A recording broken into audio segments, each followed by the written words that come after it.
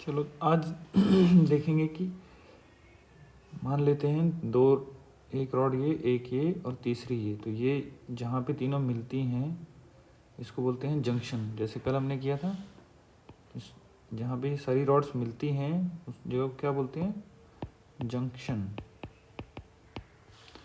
तो आज जंक्शन का टेम्परेचर निकालेंगे। वो वाला तो हमें निकालना आता है ना इस वाले का, कि नहीं?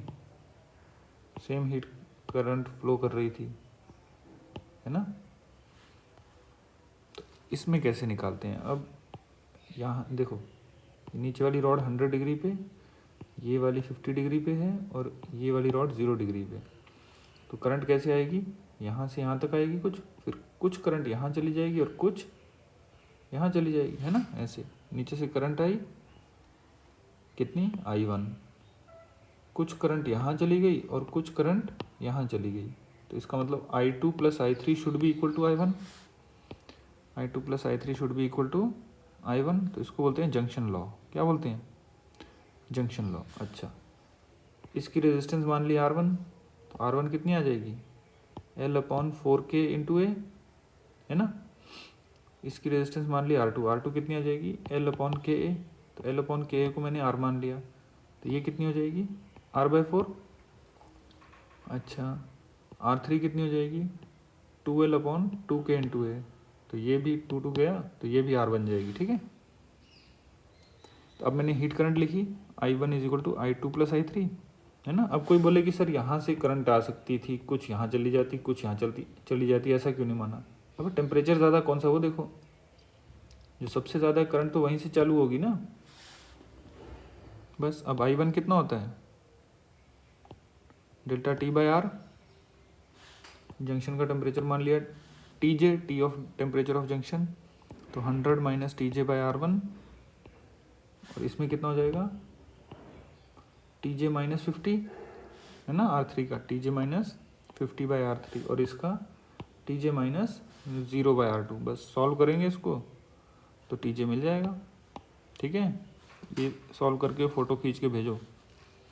अच्छा, अब इसी में एक प्रॉब्लम आती है, उसको बोलते हैं व्हीटस्टोन ब्रिज, ठीक है? एक पर्टिकुलर अरेंजमेंट है। इसमें क्या होता है, एक रॉड यहाँ लगाते हैं, एक यहाँ लगाते हैं, एक यहाँ, एक यहाँ, 4 रॉड हो गई। इस पॉइंट और इस पॉइंट के बीच में एक रॉड और लगाते हैं, तो 5 रॉड ऐसी जब भी लगी होंगी उसको बोलते हैं व्हीटस्टोन ब्रिज। और हीट कहाँ से देते हैं? इस रॉड से और इस रॉड से। यहाँ से हीट देंगे और ये T लो हो जाएगा, ठीक है? TL और ये TH। यहाँ TH और यहाँ TL करने का कोई मतलब नहीं है, वो तो पैरेलल कनेक्शन बन जाएगा, है ना? ये तीनों पैरेलल में, ठीक है? तो इसको मान लिया R1, इसको R2, इसको R3, इसको R4 और बीच वाली को R5। तो ऐसा बना। ऐसा जब भी कॉम्बिनेशन आएगा इसको क्या बोला जाएगा? व्हीटस्टोन ब्रिज, ठीक है? ये temperature TH, T high, TL, T लो, ठीक? अच्छा, अब व्हीटस्टोन ब्रिज में क्या होता है? चलो व्हीटस्टोन ब्रिज आया, यहाँ से पीछे से कुछ करंट आई, कुछ यहाँ चली गई, कुछ यहाँ चली गई, ये यहाँ पहुँची, इसमें से कुछ यहाँ चली गई और कुछ नीचे चली गई। तो जब ये वाली यहाँ पहुँची, इसको ऊपर से कुछ मिली तो यहाँ कुछ चली गई, है ना? तो नेट तो यहाँ से उतनी निकलेगी जितनी आई थी, बट यहाँ कुछ एक्सचेंज हो जाता है ना? ऊपर से कुछ नीचे आता है और वो नीचे आके इस वाली करंट को मिल जाता है। एक सिचुएशन आती है व्हीटस्टोन ब्रिज की, उसको बोला जाता है बैलेंस्ड व्हीटस्टोन ब्रिज। क्या? उस कंडीशन को बोलते हैं बैलेंस्ड व्हीटस्टोन ब्रिज। मतलब रेशो ले लो, R1/R2, R1/R2, ये ratio should be equal to R3/R4, R1/R2 should be equal to R3/R4। जब भी इन रेजिस्टेंसेस की रेशो सेम होगी, मतलब R1/R2 should be equal to R3/R4। ये जो बीच वाली रॉड थी इसमें करंट कितनी आएगी? 0। हमेशा ऐसा देखा गया कि जब भी this upon this is equal to this upon this, तो करंट इसमें कितनी? 0। मतलब यहाँ से करंट गई ऐसे, नीचे वाले से गई ऐसे, तो इसमें कोई करंट आई ही नहीं R5 में।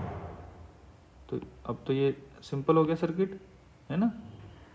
ऊपर वाला दोनों सीरीज़ में, नीचे वाले दोनों सीरीज़ में और आपस में दोनों पैरेलल में। ये कुछ ऐसा बन गया। अब R5 गायब हो गया। When the Wheatstone bridge is balanced current in R5 is 0, इसमें करंट 0 हो जाती है। It means R5 is useless, मतलब वो है ही नहीं। अब उसमें करंट जा ही नहीं रही तो उसको वहाँ लगाने का कोई मतलब बनता है? कोई मतलब नहीं है। It means R5 is useless, no heat is passing through R5, तो R5 को रिमूव कर दो, मतलब रिमूव R5। ठीक है, समझ आई? अब ये तो तुम कर लोगे आराम से, है ना? ये TH, ये TL, अब यहाँ के टेम्परेचर पूछ लेगा तुम लोगों से, समझ आई? अब देखो, इसमें एक चीज़ बड़ी अच्छी है, अगर करंट फ्लो नहीं हो रही, सही है, तो जो टेम्परेचर यहाँ होगा T वही यहाँ होगा, है ना? T डैश या T डैश बोल दूँ। अगर मान ले यहाँ 40 डिग्री सेल्सियस है और यहाँ हो जाता 30 डिग्री सेल्सियस, तो टेम्परेचर डिफरेंस आया ना, तो हीट तो फ्लो हो जाती। इसका मतलब नीचे भी टेम्परेचर कितना होगा? इट मीन्स नीचे भी टेम्परेचर T डैश कितना है? 40 डिग्री। समझ आई? अब ये 40 कुछ भी हो सकता है, 80, 70, 60 जो भी हो, ठीक है? इनके मैं नाम दे देता हूँ, चलो।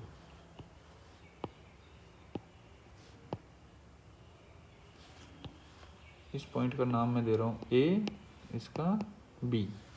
तो when the Wheatstone bridge is balanced, TA is equal to TB is equal to some T dash, कोई भी एक टेम्परेचर आ जाएगा, ठीक है? बात समझ आई? तो वो तुम्हारे से A पॉइंट या B पॉइंट का टेम्परेचर पूछ लेगा व्हीटस्टोन ब्रिज में, या बोल देगा कि R5 में कितनी करंट फ्लो हो रही है। अगर बैलेंस्ड है तो 0, ठीक है? देखो ये यहाँ देखो, यहाँ 100 डिग्री सेल्सियस, यहाँ 0 डिग्री सेल्सियस, तो 4/8 इट इज़ इक्वल टू 10/20। 4 1 ज़ा 4 2 ज़ा 10 1 ज़ा 10 2 ज़ा, तो रेशो बराबर आ गई 1/2 1/2। इसका मतलब 15 ओम में करंट कितनी? 0, है ना? तो तुम मेरे को बताओ टेम्परेचर इसमें A पॉइंट का, होमवर्क है ये। फिर ये वाला आ गया, ये भी होमवर्क है, और ये आ गया, ये भी होमवर्क है, ठीक है? तीनों आज करके मेरे को भेजना। चलो अब देखते हैं आगे।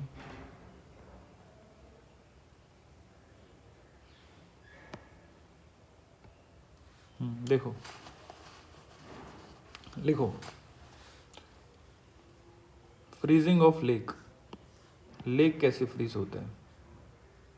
ठीक है, जब सर्दियाँ बहुत पड़ रही होती हैं किसी जगह में, मान लो आप चले गए हिमाचल में, तो वहाँ बहुत ठंड पड़ रही है, तो वहाँ जो लेक्स होते हैं वो फ्रीज हो जाते हैं, ठीक है? अब लेक कैसे होता है? लेक ऐसा कुछ होता है, यहाँ पानी भरा रहता है, तो क्या लेक नीचे से फ्रीज होना चालू करता है? ऐसे बर्फ़ जमती है ऊपर की तरफ, या ऊपर से जमती है और फिर नीचे की तरफ आती है?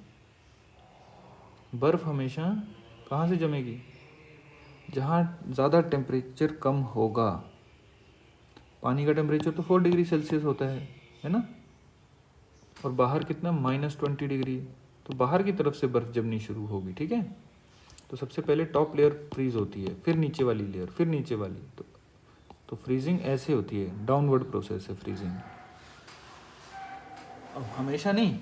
अब कोई बोलेगा कि जब हम फ्रिज में बर्फ़ जमाते हैं वो कैसे फ्रीज़ होती है? मान लो ये तुमने पानी रखा फ्रिज में, तो पानी का टेम्परेचर मान लो 4 डिग्री सेल्सियस, और बाहर हर जगह 0 डिग्री, इधर इधर साइड में हर जगह, है ना? तो हर तरफ से फ्रीज होगी, समझे? अंदर की तरफ।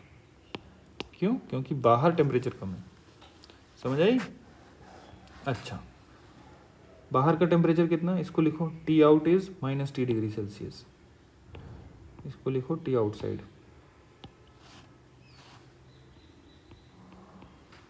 कितना है? -T degree Celsius. और पानी का टेम्परेचर कितना मान रहा हूँ मैं? T वाटर कितना? 0 डिग्री सेल्सियस, जो मैं 4 डिग्री मान रहा था अभी। फ्रीजिंग तो 0 पे ही होगी ना? तो मान लिया हमने उसका टेम्परेचर हो गया 0 डिग्री सेल्सियस, ठीक है? तो मैं बोल रहा हूँ कि T टाइम में at T is equal to T is equal to 0 यहाँ पे था, ठीक है? जब फ्रीजिंग चालू हुई, मैं कह रहा हूँ कि at T is equal to T कुछ 2 घंटे के बाद, कितनी बर्फ़ जम गई थी, वाई हाइट की, कितनी, वाई डेप्थ तक बर्फ़ जम गई, ठीक है। तो ये हमारी ओल्ड आइस आ गई, पुरानी जो जम गई थी 2 घंटे में, है ना। इस बर्फ़ का थर्मल कांस्टेंट कितना, के, इसका मान लिया के, ठीक है। अब मैं देख रहा हूँ इस जगह, ये कब, T plus D T time पे, T plus D T time पे थोड़ी सी कितनी बर्फ़ जमी, डी वाई, समझे। ये ब्लू वाली है नई जो बर्फ़ जमी, कितने टाइम में, डी टी टाइम में।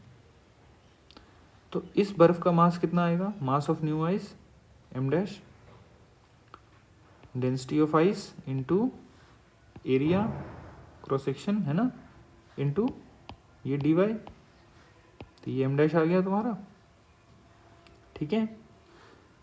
अब देखो ये जो नई बर्फ़ जमी, क्या ये पहले पानी था, पानी गर्म होता है या बर्फ़ ज़्यादा गर्म होता है, पानी, क्यों, क्योंकि पानी कुछ हीट छोड़ेगा, कितनी, एम एल वी, फिर बर्फ़ जमती है ना। 0 डिग्री पानी में ज़्यादा हीट है या 0 डिग्री आइस में, 0 डिग्री पानी में, ये कुछ हीट रिलीज़ करेगा, m इंटू एल वी, तभी तो आइस बनेगी, है ना। So heat released by water to freeze and become new ice, तो ये न्यू आइस है ना, ये वाली। तो न्यू आइस ने कितनी हीट रिलीज़ की, M dash into L F, M dash क्या है, मास ऑफ न्यू आइस, ठीक है। यही हीट रिलीज़ हुई है, ठीक है। चलो आगे देखो, यहाँ चेंज इन टेम्परेचर कितना हुआ है, इनिशियल टेम्परेचर 0 था, फाइनल माइनस टी, तो 0 माइनस माइनस टी, तो टी डिग्री का चेंज आया, ठीक है। अब एल कितना आ गया, लेंथ, लेंथ तो वाई आ गई जिसमें से हीट फ्लो हुई है, तो एल वाई, एरिया कितना, ए, ये ऐसे देखो, ऐसे लेक था, तो ऐसे लेक का क्रॉस सेक्शनल एरिया ले रहे हैं हम, ठीक है। ओके, तो D Q by D T कितना आया, minus K A by L into delta T, है ना, ऐसे होता है D Q by D T, minus L, no, minus K A by L into delta T, है ना, समझ आई। तो अब ये तो डेल्टा टी है, डी टी कितना आएगा, फाइनल माइनस इनिशियल, फाइनल है माइनस टी माइनस 0, तो माइनस टी, ये माइनस और माइनस प्लस हो गया, ये वाला माइनस और ये वाला माइनस, ठीक है। तो हमने सीधा लिख लिया के ए टी बाई वाई, समझ आई।